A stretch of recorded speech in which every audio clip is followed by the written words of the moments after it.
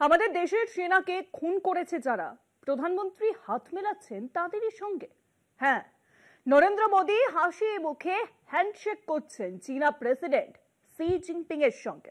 আর সেই নিয়ে ফের কটাক্ষ কংগ্রেসের। গালওয়ানে 20 জন ভারতীয় সেনাকে হত্যা করেছে চীন। অপারেশন সিঁদুরের সময় প্রকাশ্যে পাকিস্তানের পাশে ছিল চীন।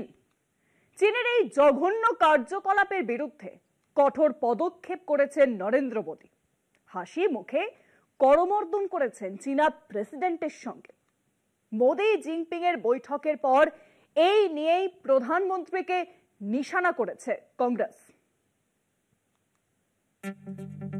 মোদী জিনপিং এর বৈঠকের পর ফের সুর চড়িয়েছে কংগ্রেস। বলেছে শত্রুতা ভুলে চীনা প্রেসিডেন্টের সঙ্গে হাসি মুখে বন্ধুত্বপূর্ণ করমর্দন করেছেন প্রধানমন্ত্রী নরেন্দ্র মোদী। রবিবার এই ছবি দেখেই মোদীকে তুলোধনা করেছে কংগ্রেস। কংগ্রেসের খোঁচা, ভারতের বিরুদ্ধে চীন এতদিন যা যা করেছে তার বিরুদ্ধে কড়া পদক্ষেপ করেছে প্রধানমন্ত্রী, হাসি মুখে করমর্দন করে। ঠিক এই ভাষাতেই মোদীকে কটাক্ষ কংগ্রেসের।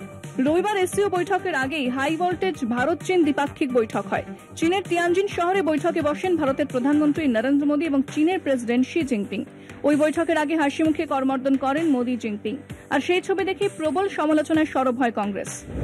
গালওয়ানে আমাদের 20 জন বাহাদুর সেনাকে হত্যা করেছে চীন। অপারেশন সিঁদুরের সময় প্রকাশ্যে পাকিস্তানের পাশে থেকেছে চীন। প্রত্যেক মুহূর্তের আপডেট পাকিস্তানের কাছে পৌঁছে দিয়েছে চীন।